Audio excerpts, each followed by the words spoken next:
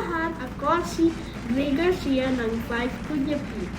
Narito na yon ang kasama ko si Teacher Shane upang ng opinion ng tungkol ng pangangalaga sa kalikasan.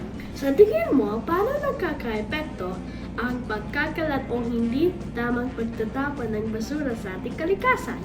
So, ito ay nakakaapekto ng ating kalikasan sa pamamaraan na hindi nagiging malinis at hindi nagiging sanitary ang ating paligid na maaari makapag-apekto rin sa mga tao na pwede silang magkasakit.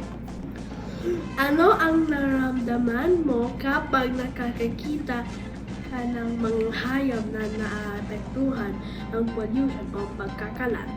So, ang aking nararamdaman ay lungkot, syempre. Kasi nakakalungkot makita na walang magawa ang mga hayop kung di mabuhay na lang sa mga paligid na ganon. Kasi hindi naman nila kayang magpulot ng basura, di ba? Hindi nila kayang magtapon ng basura sa trash can o kaya sa basurahan. Kaya nakakalungkot nakita ang mga hayop na naaapektuhan ng pollution at ang pagkakalat. Ano sa tingin mo ang pwede nating gawin para maprotektahan sila? Ang pwede natin gawin ay alagaan ang ating kalikasan sa pamamaraan na pagpupulot ng mga basura at itapon sa tamang lugar. Pwede rin tayo magtanim ng mga puno para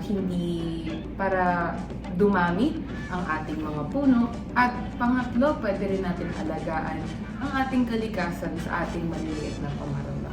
Maraming salamat sa iyong mga sagot. Marami po akong natutunan. Magandang araw ulit.